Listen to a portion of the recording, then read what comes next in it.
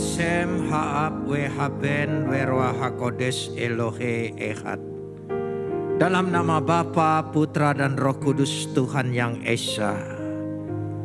Bapa di sorga, kami memuji dan mengucap syukur kepadamu atas segala kasih, karunia, anugerah, limpah rahmat dan berkat-Mu.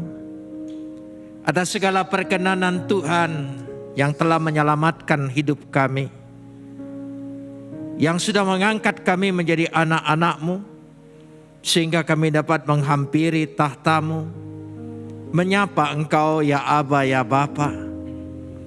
Ini semua semata-mata hanya karena kasih karunia-Mu yang Kau sudah berikan sebagai anugerah dalam kehidupan kami. Karena itu kami ingin menaikkan ucapan syukur kami yang tak terhingga. Seraya senantiasa menyerahkan diri kami di hadapan Engkau. Sebab di dalam Engkau kami akan terpelihara dengan sempurna. Karena Engkau adalah pemelihara yang kekal. Saat ini di tengah-tengah persekutuan ibadah kami, hadirat Tuhan yang telah turun di tengah-tengah ibadah kami. Kami ingin merendahkan hati kami, menundukkan pikiran kami kepada otoritas kedaulatan firman-Mu. Karena firman-Mu itulah adalah sumber segala kebenaran. Dan janji-janji-Mu yang akan Kau berikan bagi kami untuk menjadi milik kami. Karena Roh-Mu itu sendiri yang akan mengerjakannya di tengah-tengah pewartaan ini. Terima kasih Bapa. Dalam nama Yesus kami berdoa. Amin. Silakan duduk. Shalom. Sore ini kita akan bersama-sama membaca firman Tuhan yang terambil dari kitab Nehemia. Pasal yang pertama, ayat 1 sampai ayat yang ke-6 kita akan membacanya. Nehemia pasal yang pertama ayat 1 sampai ayat 6. Kita akan membacanya saling sahut bersahutan. Saya akan awali ayat yang pertama, lalu jemaat menjawab ayat kedua, dan seterusnya saling ganti bergantian sampai tiba pada ayat yang ke-6. Riwayat Nehemia bin Hakhalia. Pada bulan Kislei tahun ke-20 ketika aku ada di Puri Susan. Ayat 2.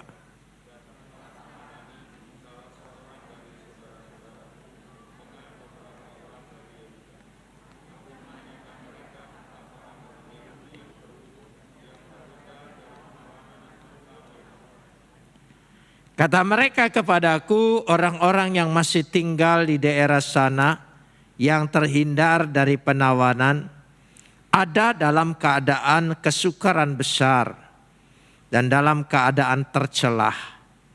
Tembok-tembok Yerusalem telah terbongkar dan pintu-pintu gerbangnya telah terbakar.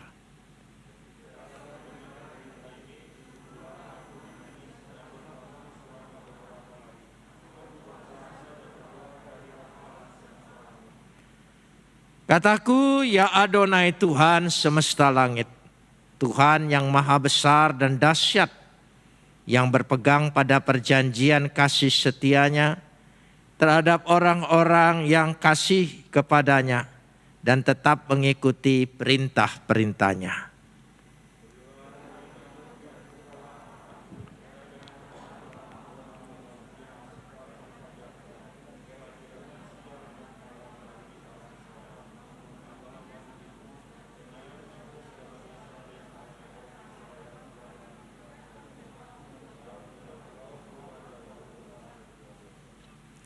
Kapot leha Adonai Elohenu kapot leha.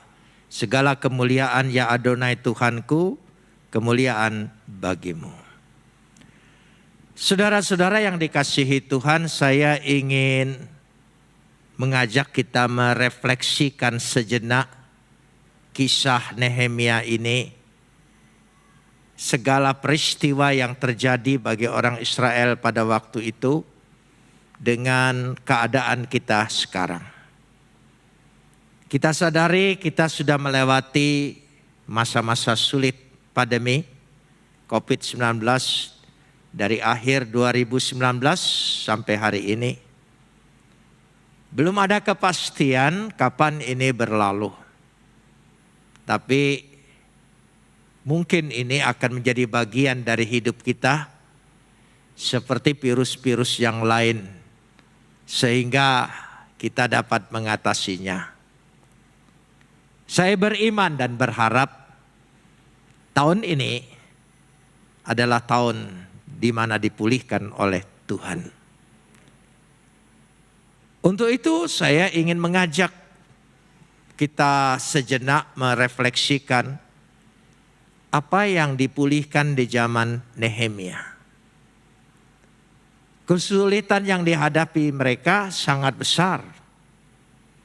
Dan sungguh kalau diperhatikan di sini, Nehemia sejaman dengan Ezra, sejaman dengan Esther. Jadi ketiga kitab ini tidak bisa dipisahkan karena mereka hidup dalam satu sejarah.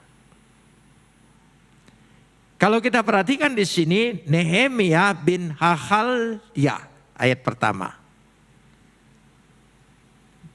Karena itu saudara harus melihat beda sekali dengan Nehemia bin Azbuk yang menjadi penguasa setengah wilayah di Bet-Zur. Dan itu juga ada dalam kitab Ezra. Pada waktu Nehemia dikatakan di sini berada di Puri Susan, di istana. Berarti dia sejaman dengan Esther. Apa yang dikerjakan oleh Nehemia di istana ini?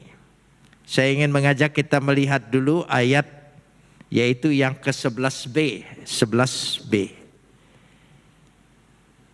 Ketika itu aku ini juru minum raja. Juru minum raja. Artinya orang kepercayaan raja. Dia mencicipi semua minuman sebelum diminum oleh raja, anggur dan sebagainya, supaya raja tidak diracuni. Tentu orang ini adalah orang yang mempunyai posisi yang sangat baik. Dekat dengan raja, dipercaya oleh raja. Saudara bayangkan, kehidupannya pasti terjamin. Lebih baik. Harkat martabatnya juga dihargai. Tapi apa yang terjadi? Kalau kita melihat bersama-sama bacaan kita ini dalam kisah Nehemia yang mungkin saudara bisa baca. Pada waktu ayat yang kedua dikatakan datanglah Hanani, salah satu saudaranya bersama orang-orang Yehuda. Dan dia menanyakan bagaimana keadaan mereka yang ada di Yerusalem. Kata saudaranya dan orang-orang itu, ayat 3. Orang yang masih tinggal di daerah sana yang terhindar dari penawanan. Tolong dilanjutkan. Ada dalam kesukaran besar. Dan dalam keadaan tercelah. Kenapa? Tembok-tembok Yerusalem telah terbongkar dan pintu-pintu gerbangnya telah terbakar. Saudara, kenapa kota Yerusalem ini sangat penting dalam kehidupan umat Israel? Yang kedua, kota Yerusalem menjadi simbol kehadiran Tuhan di kota itu. Dan yang ketiga adalah bagaimana kehidupan daripada kota ini berhubungan dengan bait Tuhan. Jadi kota Yerusalem merupakan titik sentral dari kehidupan umat. Tanpa Yerusalem, umat Israel tidak ada arti. Karena itu sampai hari ini saudara bisa melihat mengapa begitu gigih dan kokohnya orang-orang Israel mempertahankan kota Yerusalem itu untuk tidak disebut ibu kota siapapun kecuali ibu kota Israel. Karena inilah kehidupannya. Jadi kota ini berhubungan sekali dengan kehidupan umat. Dan berhubungan sekali dengan kehidupan bait Tuhan. Dan dalam keadaan yang sangat sukar, tercela, terhina, tidak ada martabatnya, terjajah. Yang saya ingin belajar di sini, bagaimana kita lihat Nehemia ayat yang keempat. Ketika aku dengar berita ini, duduklah aku menangis dan berkabung. Selama beberapa hari aku berpuasa dan berdoa di hadirat Tuhan semesta alam. Mengapa dia menangis? Kan hidupnya nyaman, aman, bahagia, tidak terganggu. Tapi karena ini kota menjadi pusat dengan hubungan antara Tuhan dan umat Israel yang tidak bisa dipisahkan, dia tergugah. Dia punya beban. Ini yang pertama. Kenyamanan hidup kita, keamanan hidup kita, itu tidak serta-merta itu tujuan hidup kita. Yang penting kita itu ada beban. Adakah beban kita terhadap pekerjaan Tuhan, terhadap gereja Tuhan, terhadap kehidupan umat Tuhan? Ada beban. Seringkali kita tidak berpikir tentang pekerjaan Tuhan, gereja Tuhan, umat Tuhan. Yang penting pribadiku, keluargaku terjamin aman. Urusan gereja bukan urusan saya. Kalau Nehemia punya pendapat sama seperti kita, tidak akan pulih kota itu. Tidak akan dibangun kembali. Kalau kota Yerusalem yang runtuh, yang roboh, yang terhina dan tercela dapat dibangun kembali, saya percaya tahun ini Tuhan akan berikan kita dapat membangun hidup kita kembali. Karena kita sudah dilanda oleh kesusahan yang besar dengan pandemi ini. Bukan hanya kehidupan dan kebebasan pribadi kita, tapi juga kehidupan ekonomi usaha kita terganggu kan semua.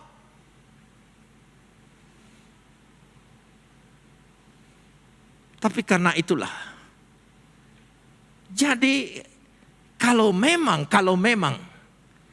kita ingin dibangun kembali, dipulihkan kembali kehidupan kita di tengah-tengah kesusahan yang sangat besar ini, saya percaya pertama letakkan dulu hatimu punya beban terhadap pekerjaan Tuhan.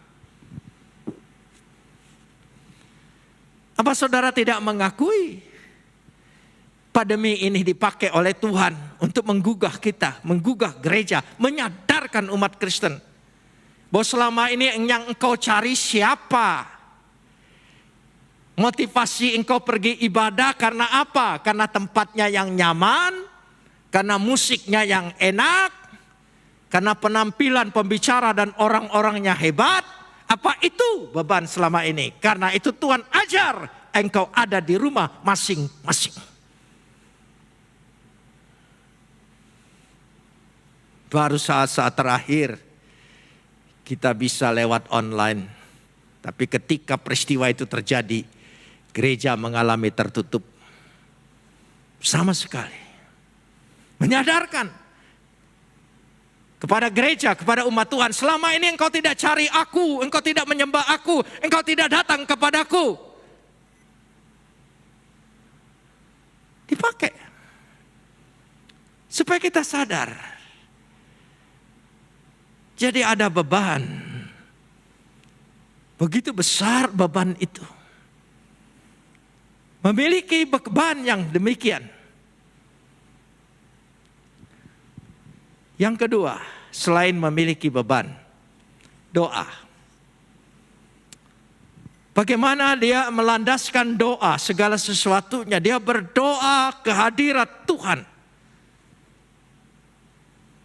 Di dalam doa tercermin harapannya, tercermin keyakinannya, kepercayaannya akan janji Tuhan. Jadi doa itu harus dilandaskan kepada janji-janji Tuhan, bahwa Tuhan pasti memberikan kesanggupan, kemampuan untuk memulihkan hidup kita. Amin. Kita harus punya keyakinan. Saya sangat-sangat punya keyakinan. Tahun ini kita dipulihkan. Kita dapat dibangun kembali.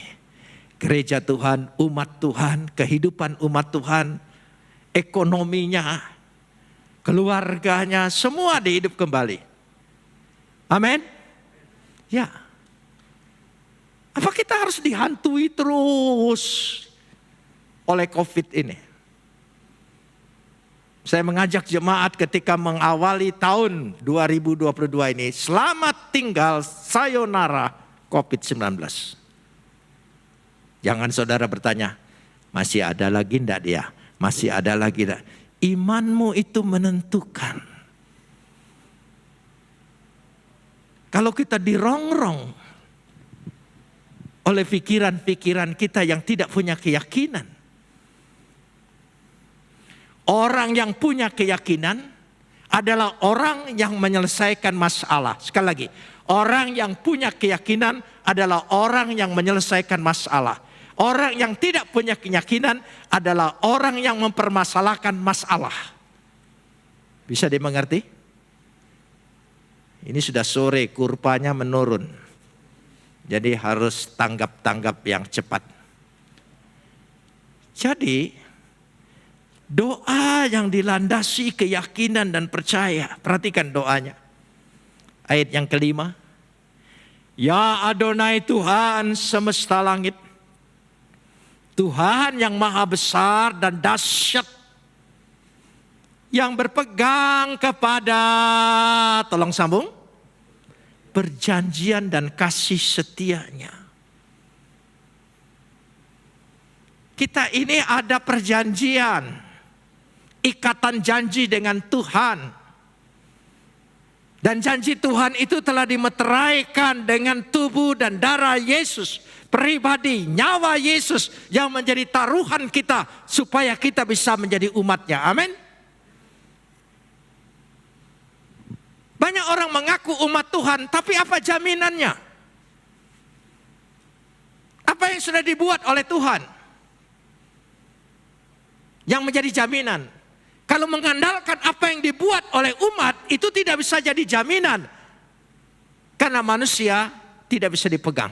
Tidak ada manusia yang kudus, tidak ada manusia yang hebat, dan tidak ada manusia yang luar biasa. Tapi kita berbahagia. Yang menjadi jaminan kita, tubuh dan darah Yesus. Ilahi itu sendiri yang datang ke tengah-tengah dunia ini menjadi manusia. Amin. Itu jadi jaminan. Dan dia berbuat, dia melakukan. Itu kepastian. Semua agama mengajarkan keselamatan, iya. Kamu lakukan ini, jangan lakukan ini. Semoga selamat. Nanti kamu akan selamat. Karena jaminannya apa? Tidak ada. Jaminan adalah usaha dan pekerjaan kita. Ikhtiar kita, kemampuan kita yang terbatas sebagai manusia. Ketika manusia jatuh dalam dosa, siapa yang bisa mengangkat dia dari dosa? Perbuatan baik, tidak. Perbuatan baik itu bukan kebaikan manusia. Perbuatan baik adalah identitas manusia. Setiap manusia dilengkapi dengan perbuatan baik. Kalau manusia tidak melakukan perbuatan baik, maka dia tidak manusia. Jadi bukan hasil identitas. Matahari bersinar dan mengeluarkan panas. Itu bukan kebaikan matahari. Memang itulah identitasnya matahari. Siapa yang tidak takut buaya? Apalagi dengan buaya darat. Pasti saudara lebih takut. Tapi heran, buaya yang rakus, yang makan apa saja, melahap apa saja, ketika telurnya menetas, anak-anaknya dipelihara di mulutnya. Tidak ditelan oleh dia. Dipelihara, dijaga di mulutnya. Saudara berkata, itu buaya baik sekali ya, tidak makan anak-anaknya. Bukan, itu memang identitasnya induk buaya. Seharusnya dia begitu, bukan kebaikannya. Jadi ketika manusia jatuh dalam dosa, lalu dia melakukan perbuatan baik, mau mengangkat manusia itu dari dosa, tidak bisa. Karena itu tidak ada nilai apa-apa dalam diri manusia, bukan nilai tambah. Bagaimana manusia bisa melakukan? Kalau tidak ada pertolongan Tuhan. Dan yang menebus kita ini, yang menjadi korban bagi kita, supaya bisa kita dibebaskan dari dosa. Apa Tuhan tidak sanggup buat makhluk yang luar biasa? Makhluk yang wah. Coba bayangkan imajinasimu. Mungkin kepalanya 7, tangannya 12 atau wah pokoknya. Cakap, cantik, garang. Bisa digambarkan di situ. Terus dia korbankan. Tuhan sanggup. Tapi tidak. Dia tidak ciptakan sesuatu makhluk atau benda apapun untuk menebus kita. Tapi yang datang di dalam dirinya sehakikat dengan dia, firman itu dikeluarkan menjadi manusia, dikorbankan buat menyelamatkan saya dan saudara. Amin. Itu karya yang terbesar. Karena itulah dari keyakinan kita ini, itu yang menyambung kita. Kita berdoa, kita mengimani. Jadi berdoa itu bukan sekedar meminta. Tapi percaya bahwa orang yang kita datangi, ya pribadi yang kita datangi ini memang betul-betul sanggup melakukannya. Kita berdoa itu bukan mengemis. Pak, kasihan Pak, belum makan Pak, kasihan Pak. Tidak mengemis. Kita punya hubungan dengan dia. Yakin dia Tuhan yang dahsyat dan hebat. Yakin perjanjiannya kekal. Yakin kasih setianya sudah dimeteraikan di dalam hidupku. Tadi pagi saya berbicara begini. Kalau hukum Taurat diberikan kepada Musa, hukum Taurat itu ditulis oleh jari Tuhan, di atas batu. Hebat tidak? Ditulis oleh jari Tuhan di atas batu, 2 loh batu diserahkan kepada Musa. Tapi perjanjian yang sekarang disebut Nehemia perjanjian baru, Tuhan tidak lagi menulis hukum itu di atas jarinya. Tetapi dia menuliskan dengan pribadinya, rohnya dituliskan dalam hati kita, akal budi kita, jiwa kita, dimeteraikan sehati. Makanlah tubuhku, minumlah darahku. Ini harus jadi keyakinan kita. Supaya kita sadar bahwa kita imani ini memang pribadi Tuhan. Yang peduli dengan kita, yang punya ikatan dengan kita, yang pasti memperhatikan kita. Dari keyakinan doa seperti itulah. Ayat yang ke-6 berkata, berilah telingamu, bukalah matamu, dengarkanlah doa hambamu, yang sekarang kupanjatkan kehadiratmu siang dan malam, bagi orang Israel hamba-hambamu, dengan mengaku segala kesalahannya, bukan tidak pasti diampuni, tapi menyadari hanya pengampunan Tuhan yang sanggup membebaskan kita dari kesalahan.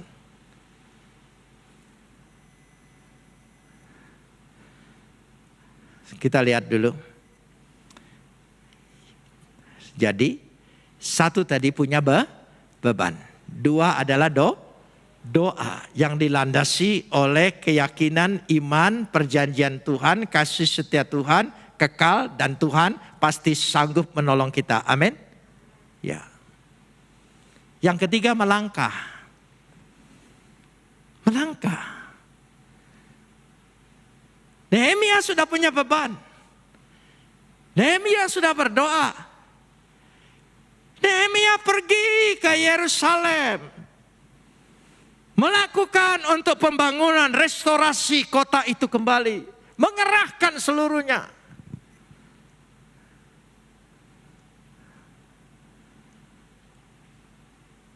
Coba kita lihat dulu. Ya, Nehemia 2 ayat yang ke-17. Nehemia 2 ayat yang ke-17.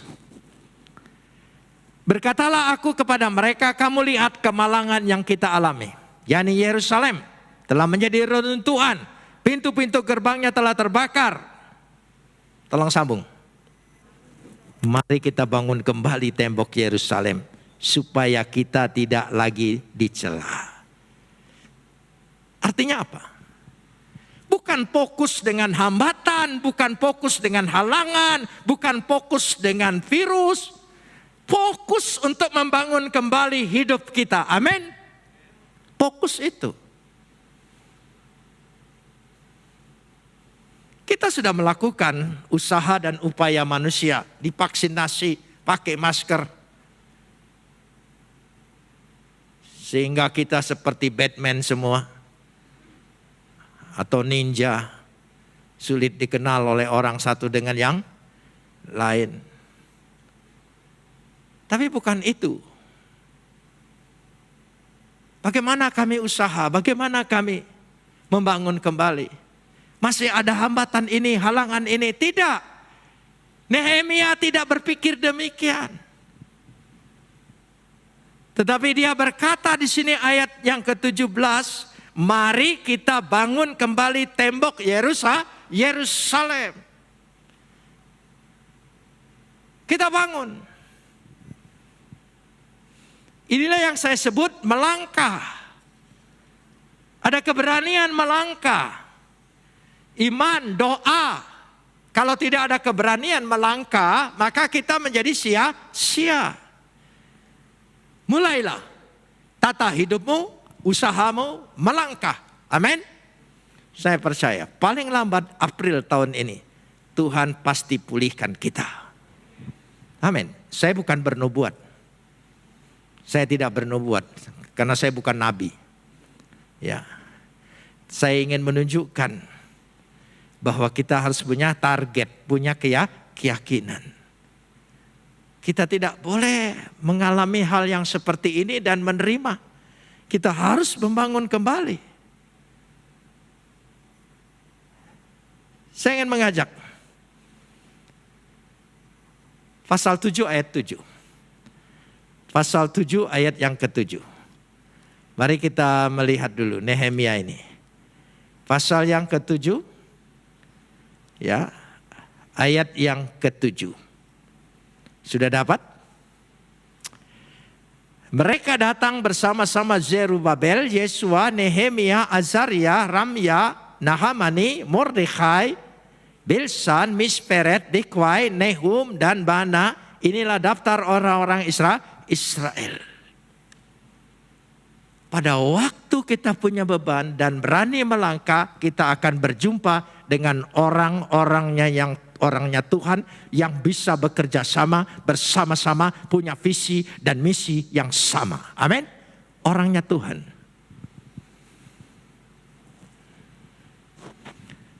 Saya ingin kasih contoh tentang orangnya Tuhan. Di mana-mana itu ada orangnya Tuhan. Saya ini lebih suka melayani penginjilan di desa-desa. Karena itu hampir di luar hari Minggu saya selalu berada di desa-desa yang ada di Jawa Barat. Khususnya daerah Priangan Barat. Tuhan bebankan saya. Karena di kota ini dulu saya besar, lahir, sepak terjang saya, hutang saya banyak dengan daerah ini. Karena sudah menyesatkan orang banyak. Jadi saya punya hutang untuk membayar supaya diselamatkan. Di daerah Soreang ke atas, bukan ke Ciwideynya, ke atas, ke Pasir Salamnya. Ada desa, ada kampung namanya Serehbau.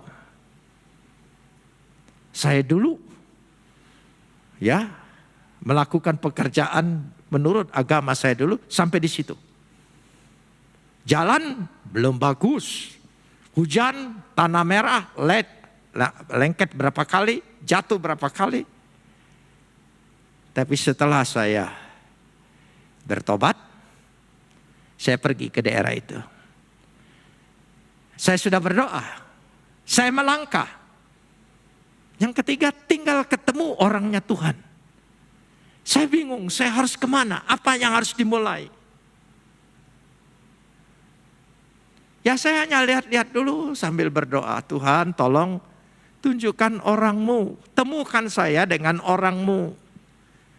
Supaya saya bisa membuka daerah ini. Temukan dulu orangnya Tuhan. Jangan langsung sia-sia. Datang kedua. Datang pertama tidak ada jawaban. Saya bukan hamba Tuhan yang super Tuhan. Langsung Tuhan jawab apa. Ya saya biasa aja. Tapi bulan depan saya datang lagi ke situ.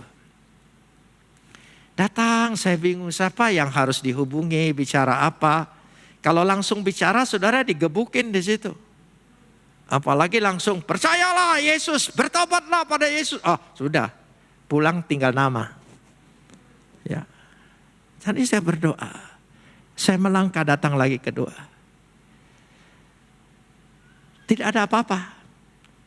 Akhirnya dari atas kampung Pasir Salam itu, saya turun. Waktu turun seiringan dengan orang yang membawa daun. Daun-daunan itu. Saya tanya dia, ini daun buat apa Pak? Oh dijual. Buat bungkus makanan-makanan. Oh ambil daunnya di mana Pak? Di gunung. Oh, sudah karena dalam perjalanan itu ada warung, dia berhenti, saya ikut berhenti, minum di situ. Sudah Pak, saya bilang saya yang bayar. Waktu bercakap seperti itu, dalam percakapan entah tahu bagaimana dia bilang. Dia bisik dengan saya, Bapak hamba Tuhan ya. Wah saya kaget, kok bisa tahu? Dari sikap dan omongan Bapak. Terus, saya ini tadinya jadi pembantu di kota. Tapi karena pandemi, saya diberhentikan. Pulang kampung. Dulu dengan tuan saya, majikan saya, selalu diajak ke gereja. Berdoa. Tapi setelah pulang di sini, saya tidak bisa berbuat apa-apa. Wah, saya senang sekali. Ini orangnya Tuhan. Dari sejak itu saya selalu mengunjungi dia di tempat dia. Dari situ melebar.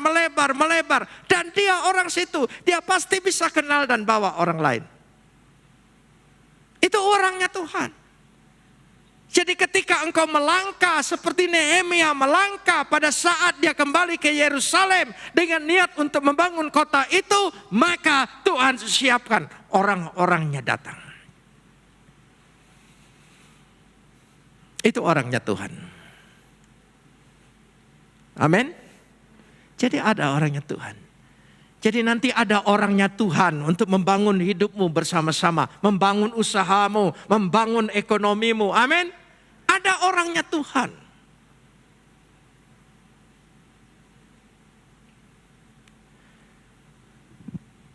Kalau saudara nanti pulang,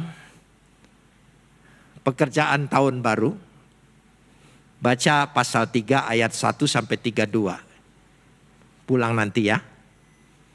Atau besok. Janji ya. Minimal janji pramuka. Ya.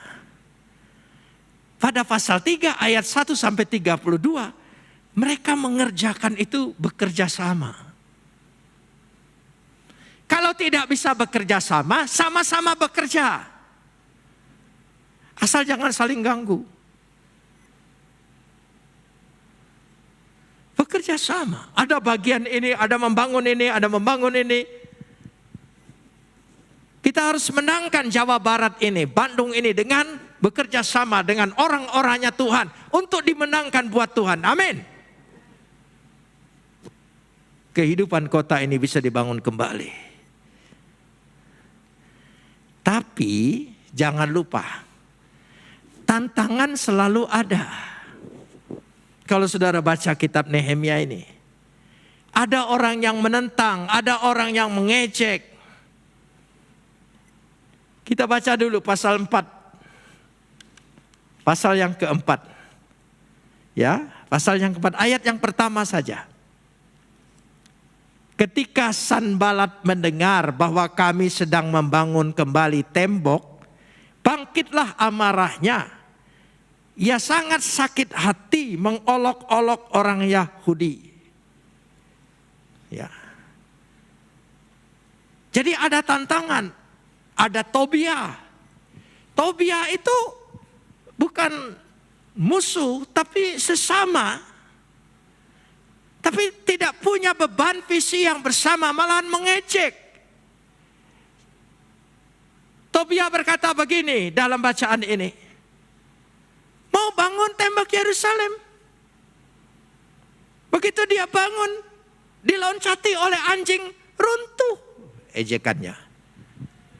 Untuk mematahkan semangatmu, untuk melumpuhkan misimu, untuk melemahkan imanmu. Ada tantangan, ada bisikan.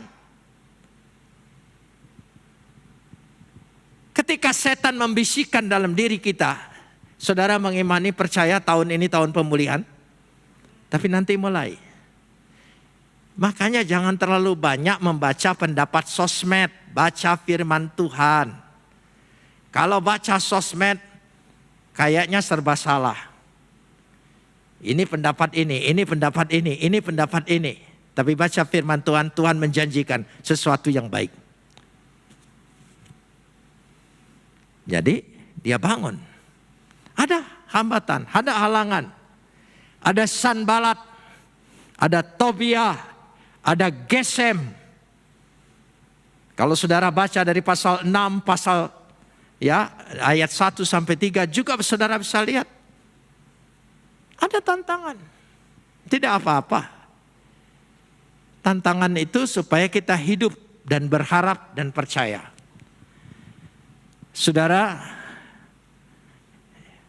ini ada cerita begini. Di New York itu ada restoran yang sangat terkenal.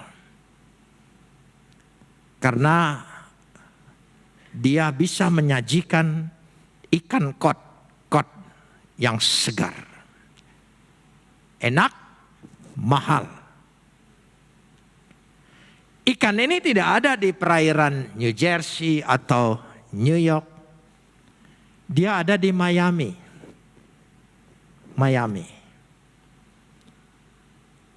Kalau dia dibawa pakai tangki dan sebagainya, mati. Dan tidak segar lagi. Lalu yang menjual ikan kod ini ke New York mencari apa musuhnya ikan kod ini. Ternyata ada musuhnya ikan kod itu. Lele laut. Lele laut itu selalu mengejar ikan kod. Jadi sementara di tangki dia dibawa dari Miami ke New York, disatukan dengan musuhnya. Musuhnya mengejar, dia lari, dia cari, wah. Sehingga ikan ini tetap segar, hidup karena ada musuh.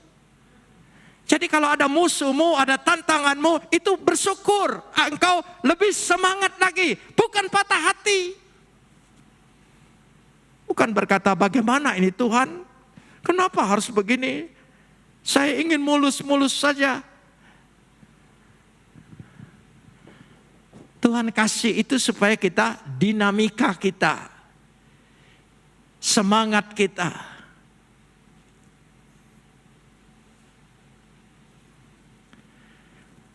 Karenanya mereka berhasil membangun. Jadi saya ingin merefleksikan kisah Nehemia merestorasi, membangun kembali Yerusalem bersama teman-temannya, termasuk bantuan dari Ratu Esther. Semuanya. Ezra, si pengumpul kitab suci itu, memikirkan pembangunan bait Tuhan, kehidupan umat Tuhan dalam bait Tuhan. Mereka bekerja sama. Artinya perlu bekerja sama. Kalau tidak bisa bekerja sama, sama-sama bekerja. Jangan saling ganggu. Saling mendoakan. Jadi saya percaya pemulihan Yerusalem di zaman Nehemia akan menjadi refleksi kita bahwa tahun ini akan ada pemulihan di dalam kehidupan kita. Amin. Yang pertama punya beban, yang kedua doa penuh keyakinan, ya.